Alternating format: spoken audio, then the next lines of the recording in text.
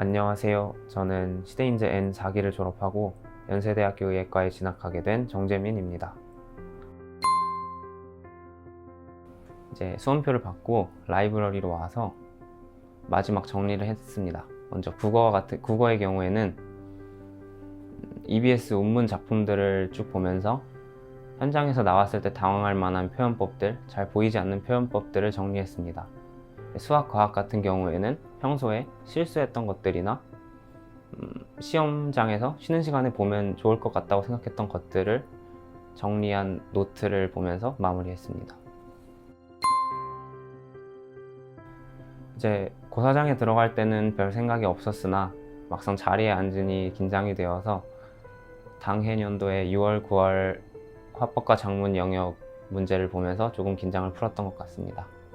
문학 영역에서 생각보다 시간이 지체되어서 비문학 2세트가 남았을 때 20분밖에 남지 않아 좀 당황했으나 이제 이번이 마지막이었고 또 여기서 이렇게 무너지면 너무 억울할 것 같아서 마음을 다잡고 끝까지 잘 풀어내었습니다. 이제 쉬는 시간에 국어를 잘 보지 못했다는 생각이 들어서 조금 걱정했으나 이미 지나간 것을 생각하면서 시간을 보내는 것보다는 다음 과목을 생각하면서 조금이라도 총점을 높이는 것이 더 유리한 전략이라고 생각을 했기 때문에 장재원 선생님께서 주신 예열 모의고사를 풀면서 마지막으로 수학 계산 감각을 끌어올렸습니다. 수학 시간에는 생각보다 쉬어갈 만한 구간이 없고 전체적으로 시험 문항들이 빡빡해서 조금 힘이 들었으나 그래도 적당히 잘 풀어낸 것 같습니다. 이제 점심시간에 주변 학생들이 수학 문제 답을 맞췄는데 오히려 그게 다 제가 풀었던 정답들과 동일해서 오히려 자신감을 가지고 다음 영역에 임할 수 있었습니다. 이제 점심 먹고 영어 시간 직전에 이비션시라는 시대인재에서 제작된 주간지를 보면서 영어 지문 읽는 연습을 조금 했고 다행히 올해 영어가 조금 쉽게 나와서 꾸준히 공부한 게 도움이 되었던 것 같습니다. 그리고 이제 화학 원 영역 같은 경우에는 4페이지를 풀다가 이제 고비가 잠깐 왔었는데 이은희 선생님께서 오히려 문제가 잘 안 풀릴 때는 너무 생각을 많이 하기보다는 그냥 주어진 조건대로 식을 세워서 계산을 해보는 게 오히려 더 빠른 길일 수 있다고 얘기해 주셨던 게 떠올라서 그렇게 했고 다행히 고비를 무사히 넘길 수 있었습니다. 생명과학 원 영역 같은 경우에는 특히 올해부터 비유전에서 낯선 문항들이 많이 출제가 되었는데요. 시대인재 서바이벌을 풀면서 그런 부분들을 많이 대비할 수 있었고 특히 더욱더 낯설었던 올해 수능 같은 경우에 큰 도움을 받을 수 있었습니다. 생각했던 것보다 퇴실을 늦게 하게 되어서 고사장에서 국어와 수학을 채점했습니다.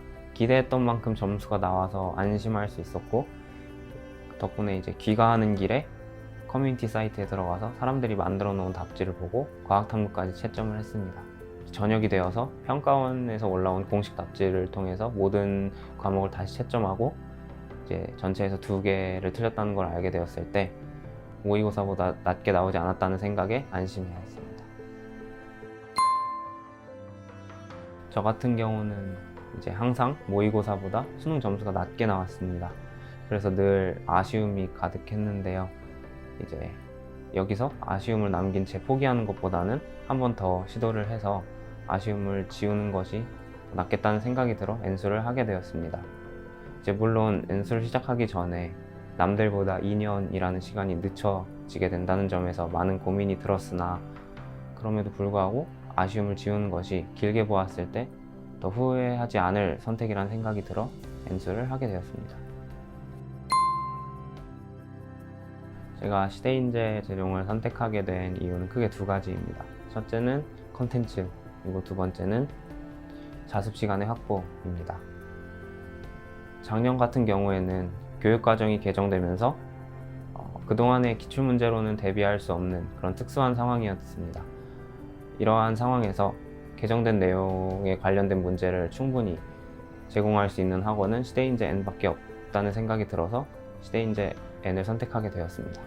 시대인재 N은 자습 시간과 수업 시간의 균형이 잘 이루어져 있다고 생각합니다.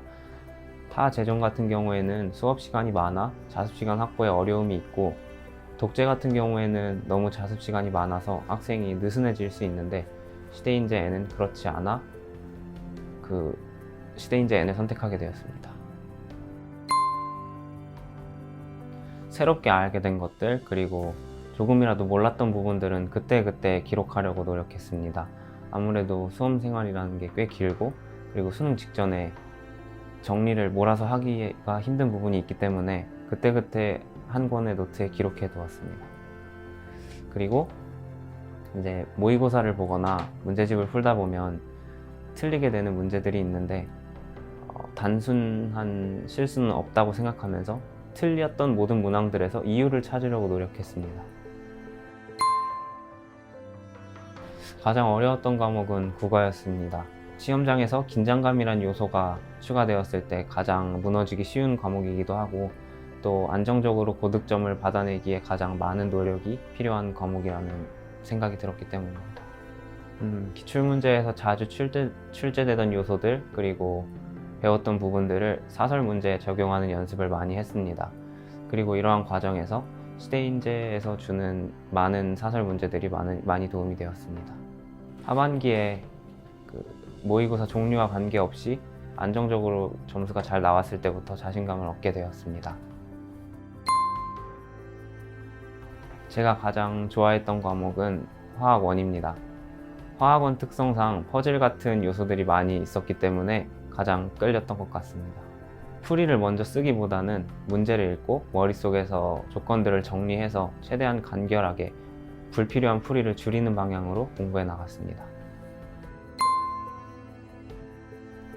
화학 1에서 유리한 점수를 받기 위해서는 무조건 만점을 맞아야겠다는 생각을 했기 때문에 실수 하나하나를 할 때마다 되게 많이 힘들었던 것 같습니다. 특히 교육과정이 개정되면서 그렇게 새롭게 추가된 부분들에 대한 숙련도가 많이 부족해 예상치 못한 실수를 할 때나 너무 어이없는 실수를 할 때, 그때가 가장 힘들었던 것 같습니다.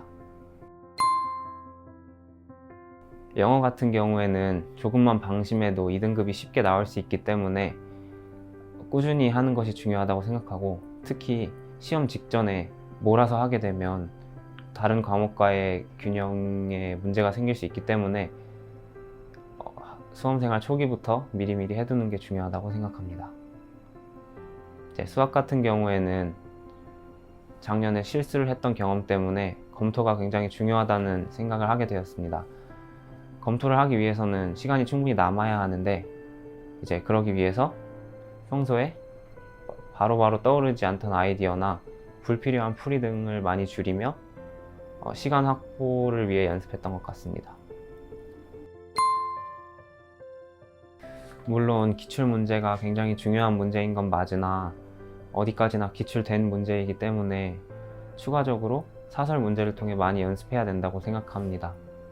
특히 시대인재 재종은 사설 문제를 많이 공급해 주기로 유명하기 때문에 그러한 부분에 있어서 많은 도움을 받은 것 같습니다. 시험지를 풀고 나서 실수를 할 때마다 그것들을 기록해 두었고, 이제 다음 시험지를 풀기 직전에 그런 것들을 보면서 다음 시험지에 적용해가며 실수를 피했을 때, 그래서 받을 수 있는 점수를 최대한으로 다 받아냈을 때 이제 실력이 향상됐다는 느낌을 받았습니다. 저는 통학을 한 경우였고 편도로 30분 정도 걸렸습니다. 그리고 통학을 하며 남는 시간에는 이제 주로 재밌는 것들, 영상, 게시물 이런 것 등을 찾아보면서 그냥 휴식 시간으로 가졌던 것 같습니다.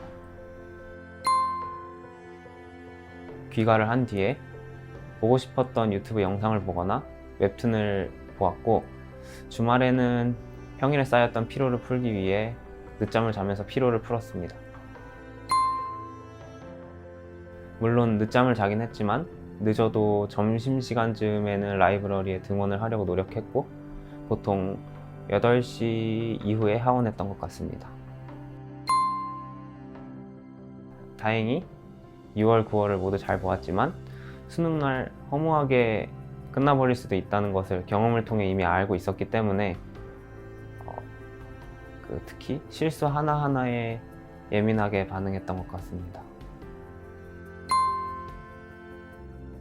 이제 아무래도 저 같은 경우에는 휴식을 취할 때 늦잠을 잔다고 했는데 수능 10주 전부터는 10주 파이널을 통해 생활 습관을 잡을 수 있었고, 그리고 그렇게 시험을 많이 보다 보니 시험 보는 것 자체에 익숙해져서 시험장에서 도움이 되었던 것 같습니다. 제 브릿지는 준킬러 10문제로 이루어진 수학 모의고사인데, 브릿지를 주어진 권장 시간보다 조금 짧은 시간 동안 풀면서 실수 없이 적당한 난이도의 문제를 빠르게 푸는 연습을 했습니다. 그래서 브릿지 덕분에 수능날 실수 없이 수학 영역을 잘 마무리한 것 같습니다. 이제 제가 가장 도움을 많이 받은 선생님은 장재원 선생님이었습니다. 이제 장재원 선생님께서 처음 해주신 수업이 N수생들을 대상으로 개정된 교육과정에 맞춰 그 부분들만 다루는 수업을 해주셨는데, 그 덕분에 1년간 공부 계획을 짜는데 많은 도움이 되었습니다.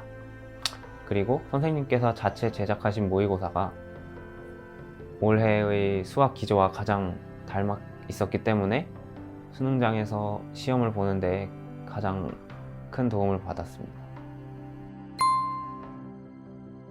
저는 이제 자습 시간에 다른 생각을 하지 않으려는 노력을 했습니다. 수능 같은 경우 특히 국어와 수학 영역에서 꽤 긴 시간 동안 집중력을 유지해야 하는데, 평소에 그런 연습을 해두지 않으면 시험을 보다가 중간중간에 다른 생각이 떠오를 것 같아 평소부터 공부를 할 때는 일정 시간 동안은 다른 생각을 하지 않는 연습을 했습니다. 예를 들어 국어 같은 경우는 새 지문을 연달아 푸는 동안에는 다른 생각을 하지 않기, 그런 식의 연습을 했던 것 같습니다.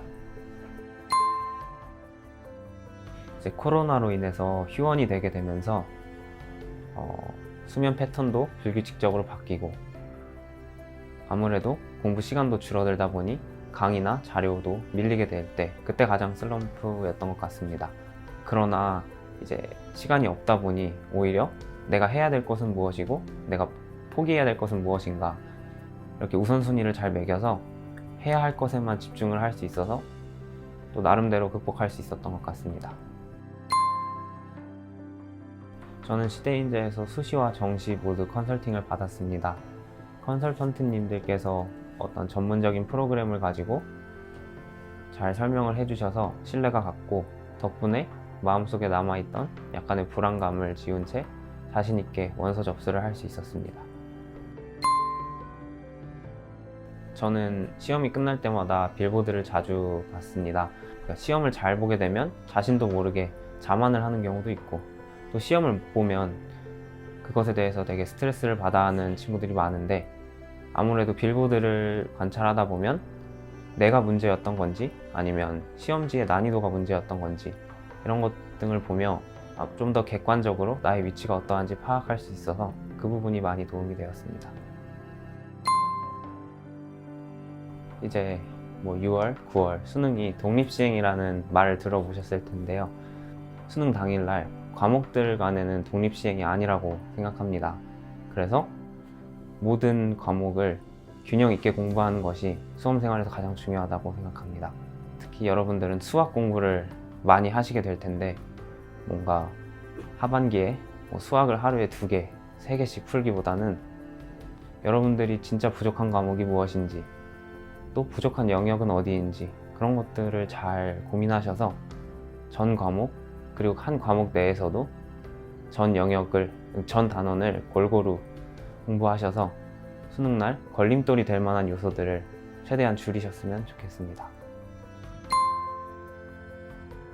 여러분들은 이제 1년 동안 많은 문제를 풀고 많은 공부를 하게 될 겁니다. 그런데 수능은 그 현장에서 수능은 그날 모든 것이 결정될 수 있기 때문에 항상 공부를 할 때는 긴장감이라는 요소를 같이 고려해서 내가 실전이었다면 이렇게 할 수 있었을까? 아니면 이렇게 하지 말아야겠다. 이런 것들을 항상 고려하면서 실전을 염두에 둔 채로 수험 생활을 하셨으면 좋겠습니다.